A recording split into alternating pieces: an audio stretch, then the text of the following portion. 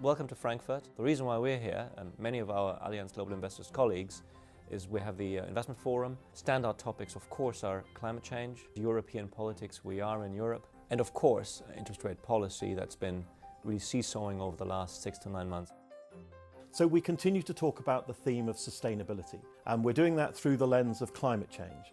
We're going to challenge ourselves to think about how we invest for climate change and how we can help our clients to think about climate change and the solutions that we can offer to their concerns around it. Climate change is happening now and we have to act. How do we look at sustainability? We introduce sustainability through ESG, SRI and impact.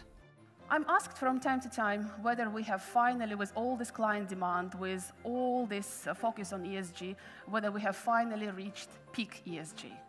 And my answer is very strongly no.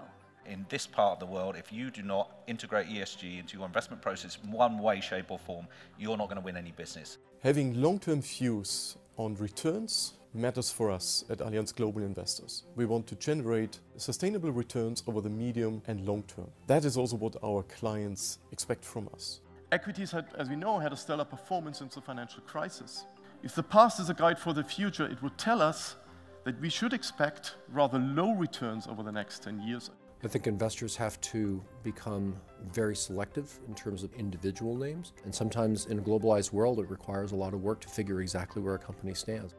Monetary policy alone cannot save the world. It has to be accompanied also by fiscal policy, by prudent fiscal policy, but also by prudent trade policies. The European continent is facing various challenges, including a more fragmented political landscape, trade protectionism, but also the risk to be stuck in a low-yield environment for longer.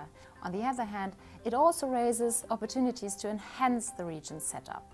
One area where the EU has been able to shine and could shine going forward is trade policy. And the EU will likely continue to champion trade deals with growth areas such as the Asian region. We're expecting returns to be lower as we look into the future and more volatile. And therefore, for us as an investment firm, we have to convince our clients to take sufficient risk, but also to be active. So one other key takeaway from the investment forum this year was our view on long-term returns, both in equities and fixed income. What we're seeing is over the next 10 years, returns are likely to be lower in both asset classes. The net for our clients, though, as far as I'm concerned, is if you take no risk, you earn no return. The safest return is to hunt for income, be that in European equities, be that in Asian fixed income, emerging market debt, or even in US credit. But one way or another, you have to earn a return. We do believe inflation is the enemy, and inflation will destroy the purchasing power of your savings if you take no risk.